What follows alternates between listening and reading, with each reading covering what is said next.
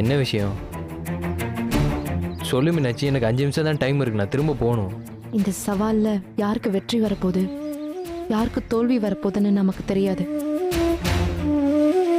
ஆனா அதுக்கு முன்னாடி உங்ககிட்ட சில விஷயங்களை பேசணும்னு தோணுச்சு.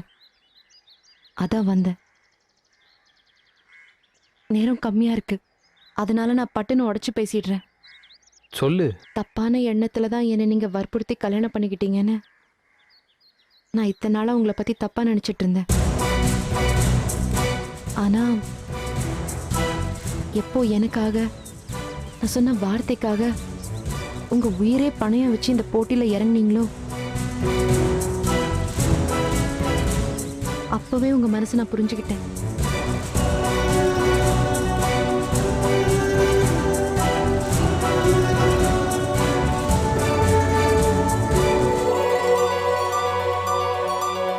அன்னைக்கு மாயழகு ஐயா கூட அட்வைஸ் பண்ணாரு. அவரு சொன்னதை பத்தி நான் நல்லா யோசிச்சு பார்த்தேன். நீங்க என் மேல எவ்வளோ அன்பு வச்சிருக்கீங்கன்னு நான் புரிஞ்சுக்கிட்டேன். எனக்கு இப்ப தாலி கொடி வேணாம். நீங்க நல்லபடியா உடல் ஆரோக்கியத்தோட வீட்டுக்கு வந்து சேர்ந்தா போதும். உங்க கூட ஒரு புது வாழ்க்கைய ஆரம்பிக்க நான் காத்துட்டு இருக்கேன். இது நீங்க ஜெயிச்சதுக்கு அப்புறம் சொன்னா அது தப்பாயிடும். அதனாலதான் நான் இப்பவே சொல்றேன். நீ சொல்றதெல்லாம்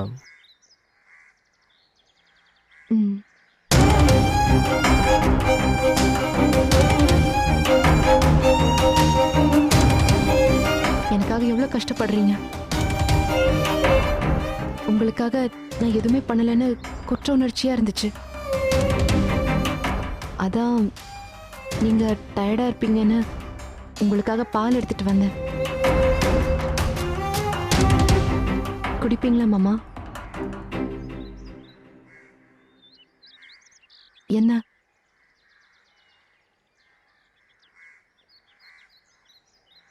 உன் கையால விஷத்தை கொடுத்தா கூட நான் குடிப்பேன். கொடு மீனாட்சி.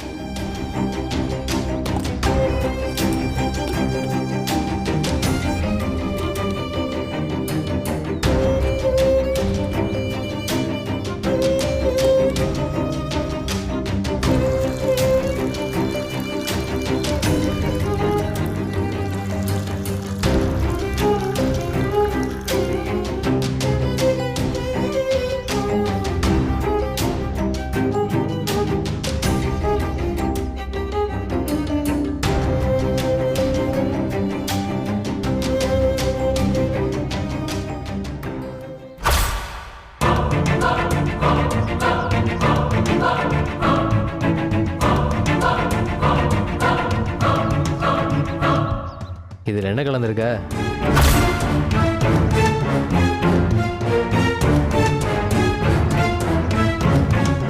இல்ல மீனாட்சி, பால்னு சொன்னிய, கூட பாதாம் பிஸ்தா அதாவது கலந்துருக்கியான்னு கேட்டேன்.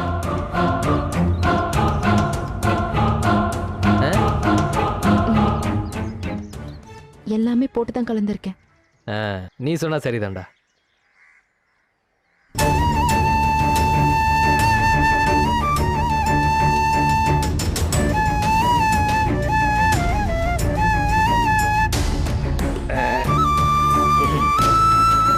புது தெம்பு வந்திருக்கு மீனாட்சி.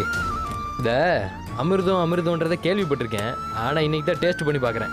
மாமாவை கொண்டுட்டடா மீனு. என்ன? கிட்டவா. வரமாட்டேன்.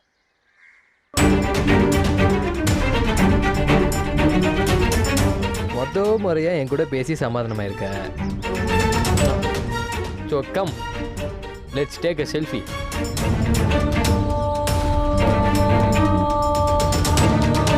சிரிக்கல?